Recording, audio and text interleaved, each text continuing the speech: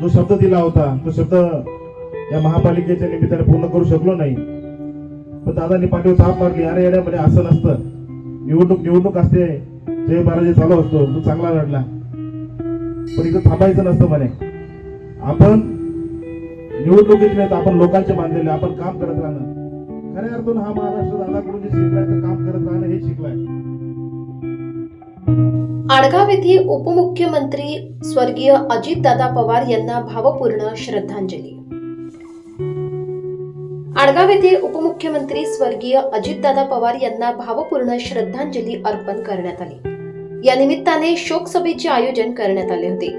सदर कार्यक्रम मते युवा फाउंडेशनचे अध्यक्ष अतुलदादा मते यांच्या नेतृत्वाखाली पार पडला.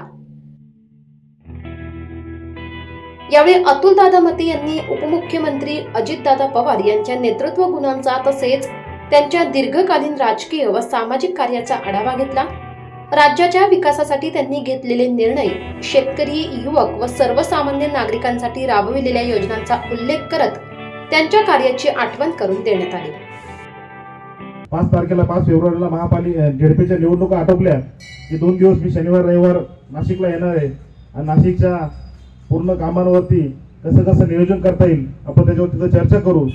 आणि दादांना मी काही इथं व्यथा मांडल्या, त्यासाठी तात्काळ दादाने सांगितलं का स्पेशली तुमच्या आडगावसाठी मी 5 कोटीचा निधी मंजूर करतो, मला फक्त तुम्ही कागद कामं सांग काय काय, या सगळा निधी मी मंजूर करून तुमची जी रखडलेली कामं आहे ती जबाबदारी माझी, म्हणजे कोणत्या प्रतिनिधित्व नसताना एक कार्यकर्ता म्हणून दादांनी त्या ठिकाणी कमिटमेंट केली आणि निधी देण्यासाठी सुद्धा तयार झाले.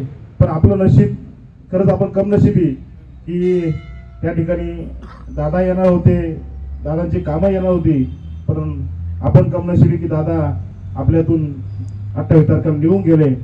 आणि अतिशय सगळ्यांच्या हृदयाला झटका लावणार ही गोष्ट या ठिकाणी घडली. महाराष्ट्रात असा नेता कधी होणार नाही, कधी होणे नाही.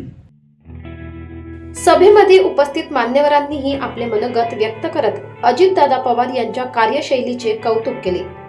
नेतृत्वातील ठामपणा, प्रशासनावरील पकड आणि जनतेशी असलेला थेट संवाद यामुळे ते राज्याच्या राजकारणात महत्त्वाचे स्थान राखून असल्याचे मत यावेळी व्यक्त करण्यात आले.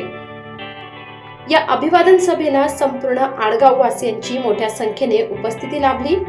युवक, महिला, ज्येष्ठ नागरिक यांच्यासह समाजातील विविध घटकांनी कार्यक्रमास उपस्थित राहून एकजुटीचे दर्शन घडवले. कार्यक्रम शांततेत व शिस्तबद्ध वातावरणात पार पडला.